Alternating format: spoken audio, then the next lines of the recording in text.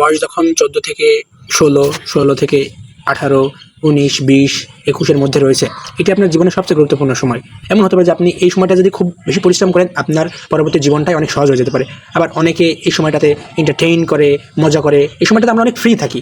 আমরা যদি মধ্যবিত্ত ফ্যামিলি থেকেও বিলংস করি, অথবা এমন মধ্যবিত্ত ধরা যায় যে আমি মধ্যবিত্ত বা নিম্নবিত্ত থেকে বিলংস করি, বাট এই সময়টাতে আমার বয়স যখন 14, যখন আমার 16 ধরা যায়, 16, 18, এই সময়টাতে অনেকে যেটুকু হোক লাইফে স্পেস পায়, তারপর অতটা প্রেশার থাকে না। এই সময়টাই কোনো একটা স্কিল শেখার চেষ্টা করি, যেটা অনলাইন হতে পারে, অফলাইন হতে পারে, যে কোনো কিছু।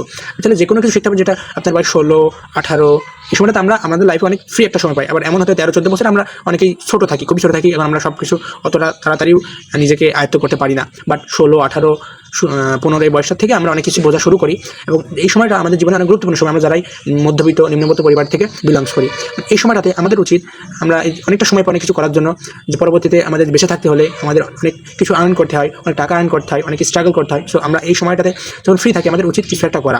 এটা হতে পারে কোনো যে কোনো কিছু হতে পারে, কোনো একটা বিজনেস শেখা, কোনো একটা স্কিল শেখা, এটা অনলাইন অফলাইন যে কোনো কিছু হতে পারে।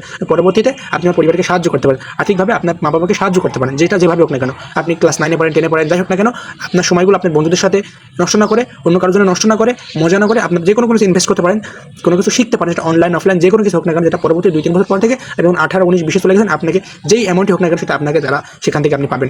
কারণ যখন যদি আপনি দেখুন আপনি 18 বছর চলে গেছে, তখন শিক্ষা শুরু করেন, আর তো আপনার শিক্ষা সময় লাগবে। কিন্তু এখন আপনি যখন ক্লাস 9, 10 যেই ক্লাসে পড়েন না কেন, অনেক কিছু বোঝা শিখে গেছেন। এখন আপনি যদি এখান থেকে পড়াশোনার পাশাপাশি অনলাইন অফলাইন যেখানে হোক না কেন, যদি আপনি সময় দেন, আপনার একটা টাইমের পর থেকে আপনি যাই হোক আর্ন করতে পারবেন, পরিবারকে সাহায্য করতে পারবেন।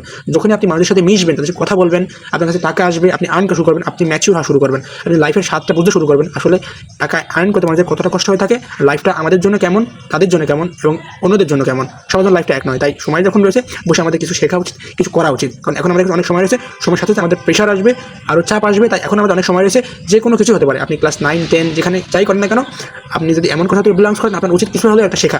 পরবর্তী এটার থেকে আপনি দাঁড়িয়ে উঠতে পারবেন, আপনার পরবর্তী জীবনটা সহজ করে তুলবে। সেটা যে কোনো কিছু হতে পারে। আপনি তাহলে ইংরেজি শিখতে পারেন, আপনি যদি ইংরেজি জেনে থাকেন, তাহলে পরবর্তীতে আপনি যদি কোনো স্কিল জানেন, অনেকে রয়েছে অনেক স্কিল জানে, অনেক তারা যে কোনো কিছু করতে পারে, বাট ভালো ইংরেজি জানে না। তাদের স্পেসিফিক সেই দক্ষ থাকার পরে ইংরেজি না জানার কারণে তারা পিছিয়ে পড়ে, অনেকে তাদেরকে সার্ভিস করে চলে যায়। আপনি যদি ইংরেজিটা জেনে শিখতে, ইংরেজি প্র্যাকটিস যে কোনো কিছু হোক আপনি শিখুন, আপনার কাছে সময় রয়েছে।